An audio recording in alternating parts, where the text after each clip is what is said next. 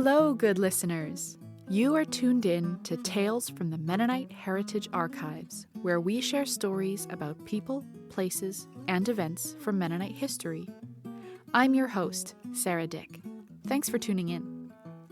Today we bring you the story of Adina Janzen, a survivor of the dark Soviet era in Russia. Adina lived as if every minute of life was precious, and as if memory were a sacred trust. She recorded her days faithfully, attentively, and with quiet devotion.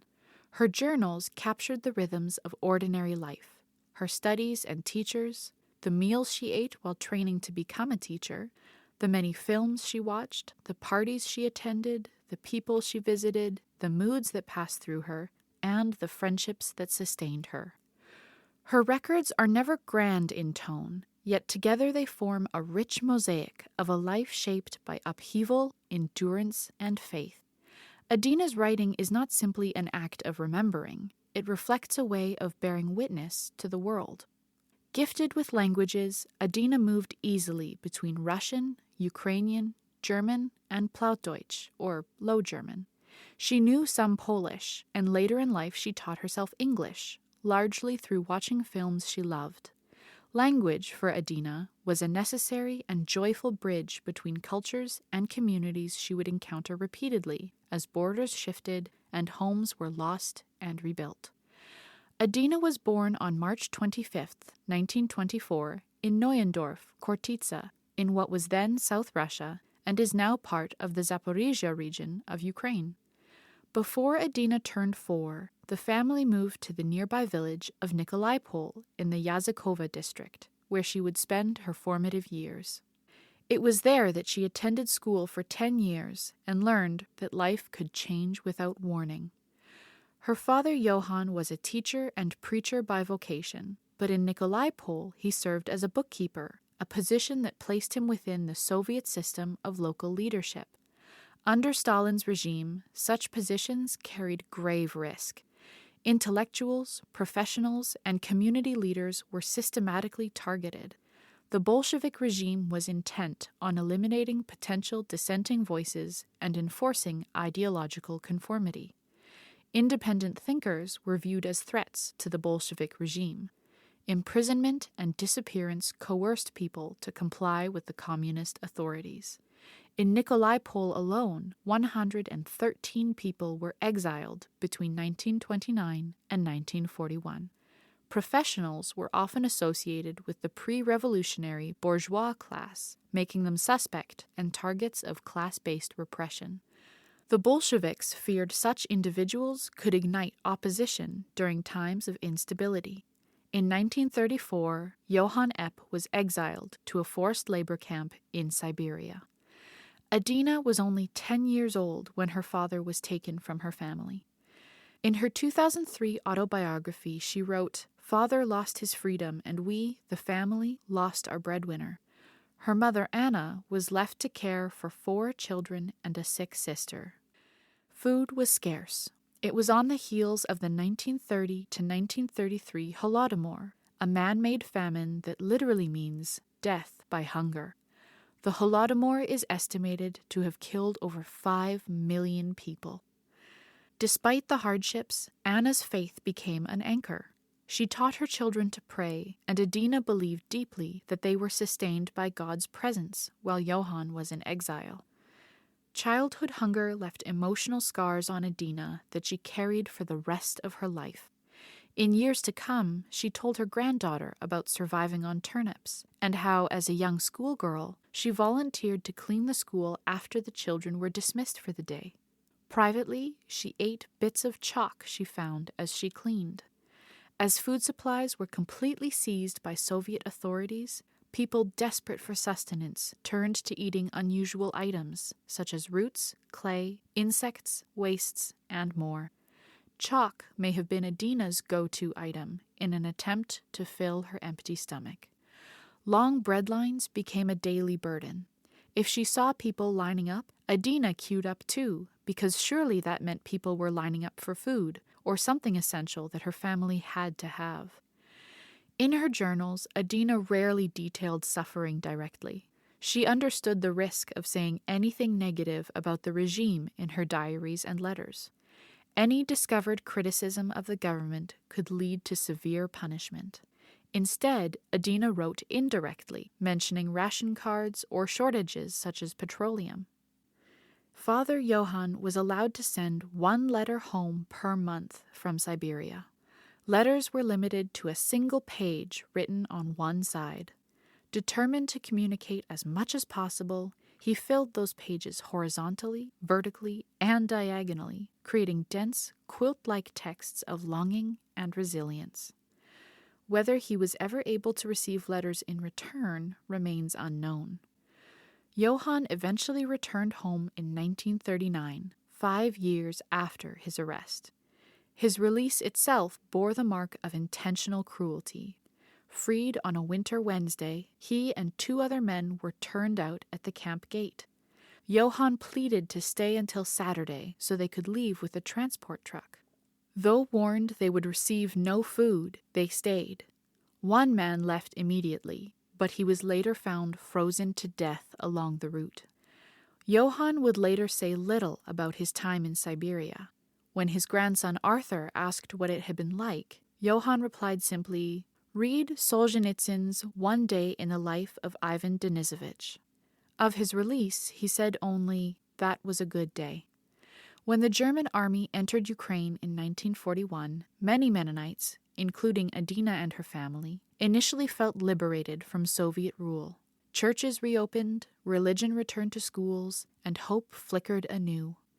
Adina wrote of a whole new life opening before them.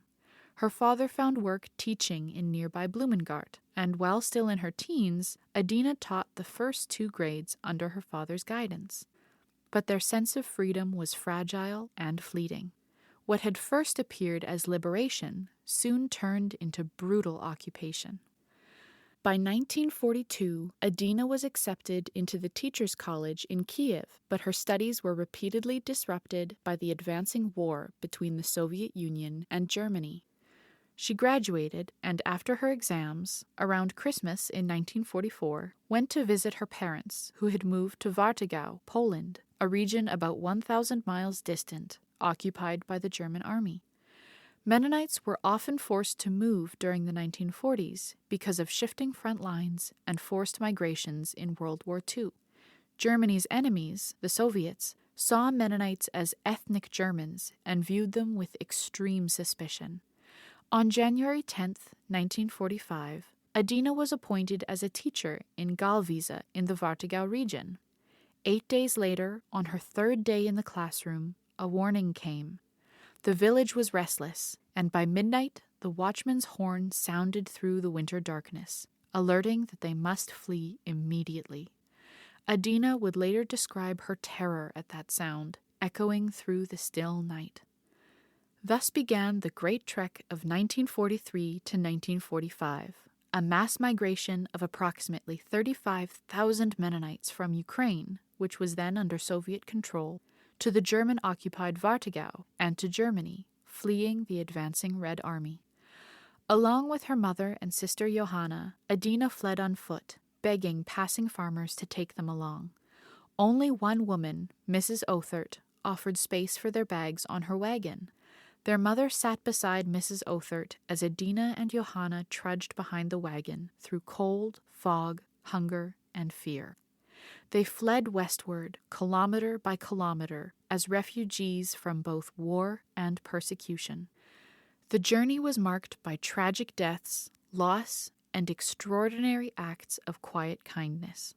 At one point, Adina and her family helped an elderly woman conceal her valuables by sewing jewelry into the hem of her skirt and disguising coins as buttons, small acts of solidarity in the face of chaos.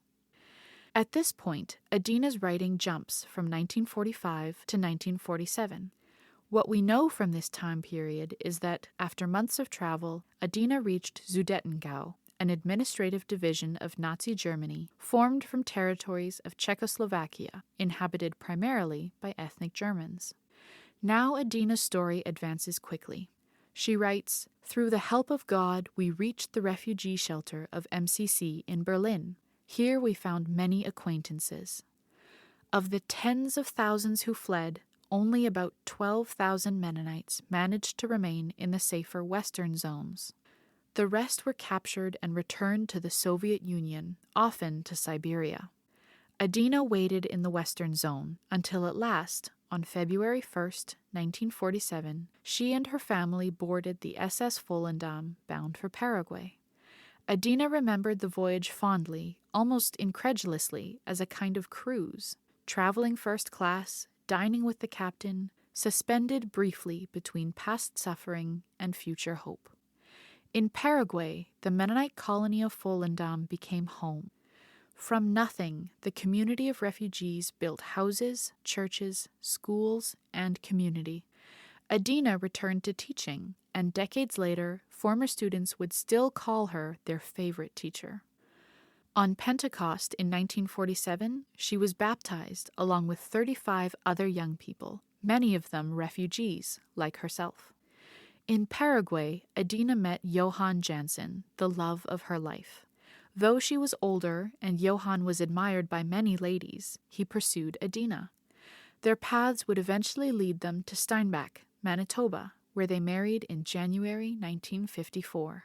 Soon thereafter, they moved to Vancouver, British Columbia, where they raised their son and were active in the First United Mennonite Church in Vancouver.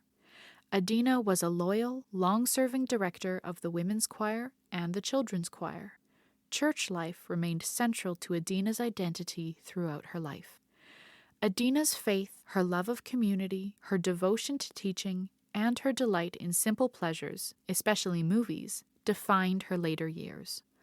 Through films, she learned English. Through church, she sustained lifelong friendships. Through memory, she carried her story forward. Adina's parents and siblings all moved to Canada. Adina and her sister Johanna settled in British Columbia, while her sister Elvira, her brother Helmut, and her parents settled in Manitoba. In her final reflections, Adina expressed gratitude above all else, for God's presence, for family, and for her church. In her life story of Adina Janzen, née Epp, she handwrote the following entry, dated November 13th, 2003. With God's hand and presence, and the help and support of the children, relatives, and friends, my life continued. Also, I was ever very thankful for my church family, and I cherish it. When she died on July 14th, 2009, at the age of 85, she left behind a legacy of a life well lived and recorded lovingly. Her journals remain a testament to endurance shaped by faith and to a woman who believed that even in the darkest times, life was still worth writing down. The primary source for this story came from the Adina Janzen collection, housed at the Mennonite Heritage Archives in Winnipeg, and author interviews and email communication with Adina's son, Arthur Janzen, and granddaughter, Anna Marie Janzen. To learn more about this story, listen to it again, and see some related photos, visit mharchives.ca. We'd love to know what you're taking away from the stories we share. Send us a comment via email to info@mharchives.ca. Hello, I'm Archivist Conrad Stace. The Mennonite Heritage Archives is a community-supported memory center that relies on donations from community members like you. To support this program and the preservation of Mennonite history, visit mharchives.ca and click on Support, or give us a call at 204-560-1998. Thanks also to our partners, Canadian Mennonite University, the Centre for Transnational Mennonite Studies, Mennonite Church Canada, and Golden West Radio. In an upcoming episode, we'll bring you an interview with Laureen Harder-Gissing, archivist at the Mennonite Archives of Ontario. She'll talk about family secrets and what archivists do with them. Today's story about Adina Janzen was researched and written by Eleanor Chornaboy with assistance from Conrad Stace. Many of Adina's journals were translated from German to English by Edward Entz. Thanks to the Tales team of Conrad Stace and David Klippenstein for their help with the show. I'm your host, Sara Dyck. We'll be back next week. Thanks for listening.